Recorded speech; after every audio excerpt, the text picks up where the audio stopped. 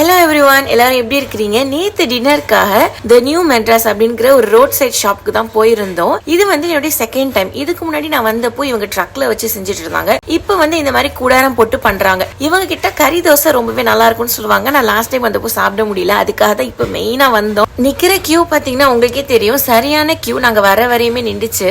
So இங்க வந்து நம்ம போய் ஆர்டர் பண்ணிட்டா அப்பவே பே பண்ணினோம். பே பண்றதுக்கு வந்து கியூஆர் ஸ்கேன் எல்லாமே வச்சிருக்காங்க. அவங்க வந்து ஒரு டோக்கன் நம்பர் மாதிரி கொடுக்குறாங்க. சோ லாஸ்ட் நம்மளுடைய சாப்பாடு ரெடி ஆயிடுச்சு, அந்த நம்பர் சொல்லி கூப்பிடுவாங்க, நம்ம போய் ரிசீவ் பண்ணிக்கணும். இவங்களுடைய ஸ்பெஷல் மெனு பாத்தீங்கன்னா கறி dosa, paneer cheese dosa, mutton dosa, butter chutney dosa, Madras parotta, குழி பணியாரம்னு பல வெரைட்டில வச்சிருக்காங்க.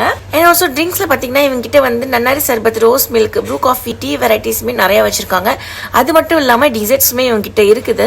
ஹைப்புக்கு ஏத்த மாதிரி கறி தோசையுமே எனக்கு ரொம்ப பிடிச்சிருந்துச்சு. நான் வந்து ஒரு 1 வீக்கா வீடியோ எதுவுமே போடவே இல்லை, ஏன்னா மேரேஜ் ஃபங்க்ஷன் இருந்துச்சு. சோ அதுல பிஸியா போயிடுச்சு. இதுக்கப்புறம் மேரேஜ் ஃபங்க்ஷனோட மினி விளாக்ஸ், லாங் வீடியோ எல்லாம்